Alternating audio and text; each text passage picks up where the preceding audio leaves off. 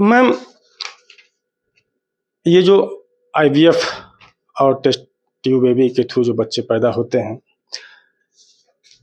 इसका जो सेंटर है देश के सभी छोटे बड़े शहरों में जो है वो उपलब्ध है। और आप एक काफ़ी अनुभवी डॉक्टर हैं। इस क्षेत्र में मुझे लगता है कि पूरे प्रदेश को देखा जाए तो पूरे प्रदेश के डॉक्टरों में से गिने चुनों में से एक आप हैं, ठीक। तो इसके थ्रू अगर जो अन्य हॉस्पिटलों में जो इलाज होते हैं और आपके थ्रू जो इलाज हो रहे हैं, इसमें कुछ विशेष अंतर, और आपके थ्रू अगर इलाज करवाती है कोई महिला या कोई कपल करवाता है, तो उसको क्या आपके हॉस्पिटल से कुछ बेनिफिट्स वगैरह या कुछ स्पेशल सुविधाएं वगैरह जो उपलब्ध आप करा सकती हैं? हमारा सेंटर 2005 में शुरू हुआ था और पहली डिलीवरी 2006 में हुई थी। तो ये इनफर्टिलिटी एक ऐसा फील्ड है जिसमें रेगुलर स्टडीज की जरूरत होती है। नई नई इन्वेंशंस आ रही हैं, उनको रेगुलर पढ़ते रहना पड़ता है। और एक स्किल्ड गायनेकोलॉजिस्ट जो इसकी रेगुलर पढ़ाई करती रहे और अपग्रेडेड रहे, नई नई कोक्रेन डाटा स्टडीज के साथ में हम काम अपना कर रहे होते हैं, तो हम अपने काम को बहुत इम्प्रूव कर पाते हैं। तो एक स्किल्ड गायनेकोलॉजिस्ट चाहिए, एक अच्छा आईवीएफ सेंटर जिसमें लैब मेंटेनेंस बहुत प्रॉपर होनी चाहिए, जिसके अंदर वीओसीज बढ़े हुए ना हों, लैब के इंक्यूबेटर्स अच्छे हों। तो हमारे अस्पताल में हमने लैब को रीडू करने के बाद में ये सब चीज़ों को बहुत इम्प्रूव किया है, और पहले भी हमारी लैब में इन सब बातों का बहुत ध्यान रखा जाता था।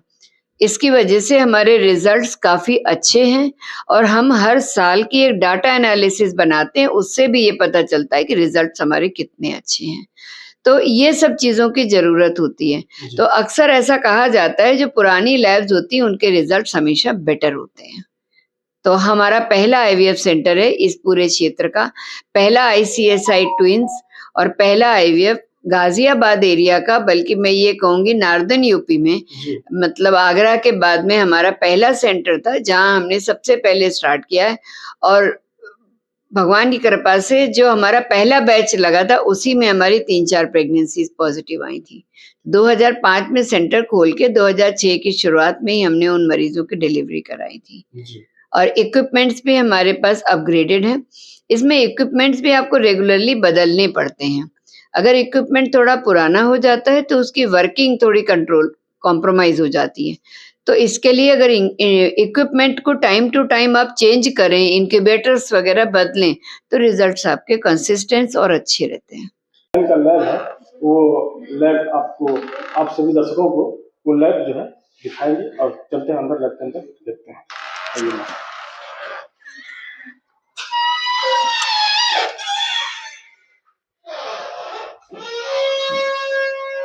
ये हमारा आईयूआई लैब है, और आईयूआई लैब में हम लोगों की ये सारी मशीनें लगी हुई हैं, जिसके अंदर सब कुछ कंप्यूटराइज्ड है।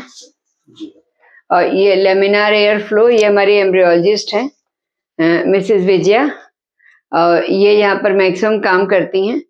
तो यहाँ पर लैब में हमारे पास में एक मशीन स्पर्म फ्यूज है, जिसमें स्पर्म्स को हम लोग टेम्परेचर के साथ में मेंटेन करके गुड क्वालिटी सेमन एनालाइजर बनाते हैं। और हमारे पास एक कंप्यूटराइज्ड मशीन रखी हुई है जिसके अंदर से हम लोग सीमेन की कंप्यूटराइज्ड एनालिसिस करते हैं। प्लस हमारे ये बड़े इनक्यूबेटर्स हैं, और ये कार्बन डाइऑक्साइड इनक्यूबेटर है जिसके अंदर हम सीमेन बनाने के बाद रखते हैं तो क्वालिटी बहुत अच्छी हो जाती है। और इसका सीमेन का माइक्रोस्कोप है। तो ये मेनली एंड्रोलॉजी लैब है। ये पेशेंट की टेबल है जिस पर हम प्रोसीजर करते हैं, और लैब की चेकिंग के लिए हम लोगों ने यहाँ कैमरा अंदर लगा रखा है। ये बहुत इंपॉर्टेंट बात है। तो पेशेंट यहाँ पर होता है तो वो डिस्टर्ब नहीं होता है ना। इसके अलावा इस एंड्रोलॉजी लैब के सामने ही ये हमारा सीमेन कलेक्शन रूम है, जिसके अंदर हम मरीज के साथ वालों को भेज करके सीमेन देने के लिए भेजते हैं। नॉर्मली पेशेंट को लैब वाले लोग जो हैं वो वहाँ भेज देते हैं, बाथरूम वगैरह में भेज देते हैं। तो वहाँ पर पेशेंट को बहुत हैरेसमेंट लगता है कि हम सीमेन कैसे प्रोवाइड करें। तो यहाँ पर हमने एक बेड डाल रखा है, उसके साथ ये वॉशरूम है, हैंडी वॉशरूम है। ये हैंडी वॉशरूम है, तो जहाँ पर पेशेंट अपना हाँ, क्लीनलीनेस, प्रॉपर हाइजीन। और अटेंडेंट को ये समझाया जाता है मरीज के साथ वालों को कि हैंड वॉश कायदे से करें और उसके बाद वो सैंपल दें। इसके अलावा आइए हम आपको अपनी लैब का एक बाहर से विजिट करा सकते हैं, क्योंकि लैब स्टेरिलाइज्ड है, वो अंदर नहीं जा सकते। तो इसके अंदर ये सामने एक मॉनिटर लगा है जिसमें हम टेम्परेचर और ह्यूमिडिटी वगैरह सब मेंटेन करते हैं। लैब के अंदर का एनवायरनमेंट मेंटेन करते हैं। यहाँ पर VOC मीटर है हमारा, जो वोलेटाइल कंपाउंड्स को भी कैलकुलेट करता है। प्लस हमारे पास ये 3-4 इंक्यूबेटर्स हैं जिनके अंदर हम बच्चे बनाते हैं और ब्लास्टोसिस्ट तक हम लोग जाते हैं। और जो हमारा ये IVF वर्क स्टेशन है, ये वर्क स्टेशन भी जो है वो मतलब टेम्परेचर इंटीग्रेटेड वर्क स्टेशन है। सबसे इम्पॉर्टेंट बात यह है कि मरीज के साथ वाले को इस दरवाजे के अंदर अलाउड नहीं होता है, मगर यहाँ से खड़े होकर के एम्ब्रियोलॉजिस्ट क्या काम कर रहे हैं उसे देख सकते हैं। तो जैसे कि मान लीजिए अगर पेशेंट है, उसको हमने वहां पर सामने OT में प्रोसीजर किया, अंडे निकाले, वो अंडे वहां से यहाँ दे दिए गए। एम्ब्रियोलॉजिस्ट यहाँ बैठ के क्या काम कर रहे हैं आप देख सकते हैं कि सामने LCD मॉनिटर लगा हुआ है, जो मॉनिटर ऑन करके पेशेंट के साथ वाले यहाँ बैठ के देख सकते हैं कि भाई वो क्या क्वालिटी का काम कर रहे हैं, कैसा काम कर रहे हैं, और एम्ब्रियो जो मरीज को डाले जा रहे हैं वो कौन से हैं। क्योंकि लोगों के दिमाग में कई बार ये भी डाउट होता है कि पता नहीं किसके एम्ब्रियो डाल दिए, तो ऐसा नहीं होता है। अगर आप मरीज के साथ वाले को यहाँ खड़ा करेंगे तो उसको कॉन्फिडेंस रहेगा कि हमारे एम्ब्रियो यहाँ बन रहे हैं और यहाँ डाले जा रहे हैं।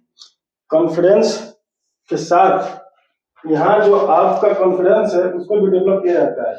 इसलिए ध्यान रख करके मैम ने खास तौर पे डिजाइन करवाया है कि आप अपने जो आपका अपना सोच जो होता है, सोचते हम लोग ये सोचते हैं कि शायद मेरा जो भी है उसमें कहीं ना कहीं परिवर्तन हो जाता है, तो वो सब चीजें यहाँ साफ तौर पे रखा गया है। LED लगे हुए हैं सारे मशीन से, आप इस शीशे के थ्रू आप बाहर अंदर जो है देख सकते हैं कि क्या है अंदर, क्या चल रहा है, और उससे जो कॉन्फिडेंस है वो डेवलप होता है।